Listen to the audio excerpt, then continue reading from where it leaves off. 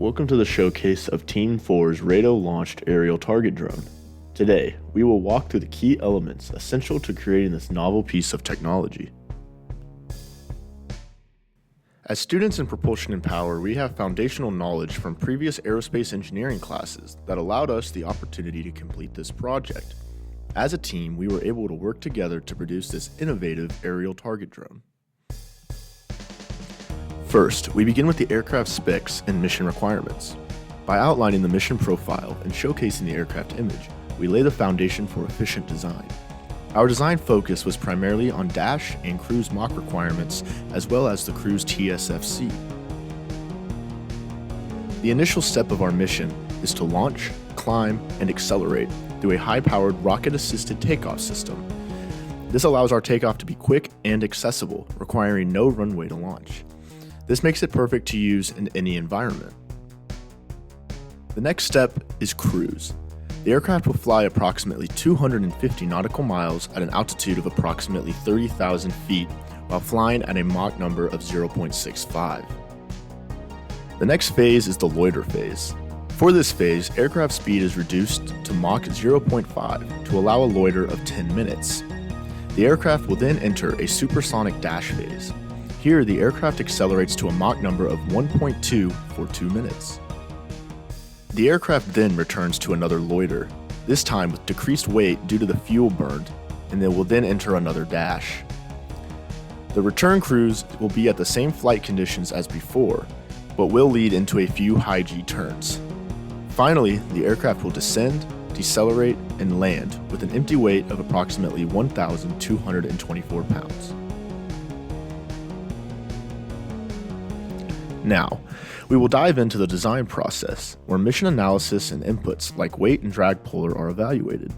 We assume drag coefficients for a hypothetical fighter aircraft were best for our specific application. Every detail here helps shape the aircraft's design, ensuring that it is not just functional, but optimized. Our goal was to optimize around cruise, since that is what the target drone will spend most of its time in. The other consideration is the dash speed. That is to ensure that the engine performance meets the 1.2 Mach requirement. In design choice, we performed a parametric cycle analysis to determine the Pi-C, Pi-F, bypass ratio, TT4 value, and the level of technology. This is shown in the engine animation. A Pi-C of 30 was chosen based upon historical data of similar engines and practicality for its blade stages. The same rationale was made for the Pi-F value of 3.5. A level of technology of 4 was chosen due to the high speed requirements, which led to a higher TT4 of 2,782.8 Rankine. The bypass ratio chosen was 0.5, as it is standard for low bypass turbofans of similar size and performance. Given these design choices, we managed a specific thrust of 57.3 pound-force per second by pound mass, and an SFC of 0.861 pound mass by pound-force per hour at cruise. This meets the minimum requirements determined in the mission analysis. Design isn't just about decisions, it's about understanding why they matter. Our design rationale examines trade-offs, ensuring practical and performance-oriented solutions. Through trials and errors, the choice and level of technology ensured the best performance and reliability of our engine. Accurate sizing and installation is the backbone of a successful design. From inlet diameters to mass-corrected flow rate, every factor must align seamlessly. An EPA was ran with our engine and determined the inlet diameter required would be 1.3 feet after finding a corrected mass flow of 69.3 pound mass per second. Off-design conditions test the limits of our system. By running Mach sweeps and tuning throttle hooks, we ensure resilience and adaptability under varied mission conditions. As seen on the graphics, our selected engine performs very well at a variety of altitudes and speeds.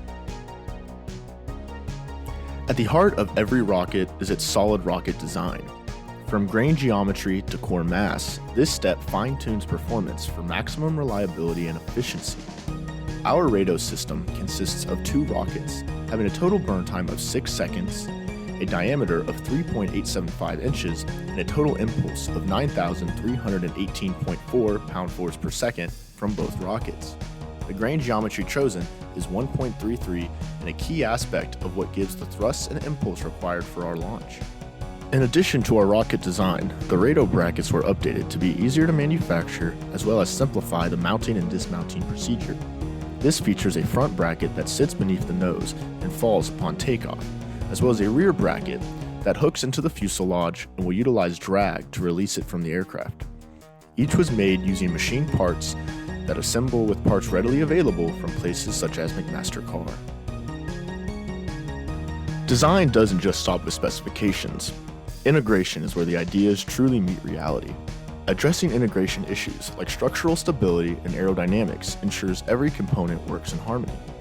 Structural analysis was ran on the radome bracket to ensure that no deformation happens at the launch, along with the analysis of the drone itself to ensure it would not succumb to the impulse of the rockets. The bracket ensures a smooth takeoff, regardless if the rockets go off at the same time, and this is done by the use of a shear pin. Another key component being the front rail system. This prevents the drone from tipping forward during takeoff.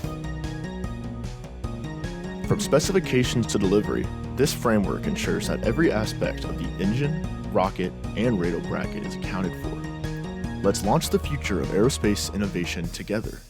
And that is how our aerial targeting drone is made.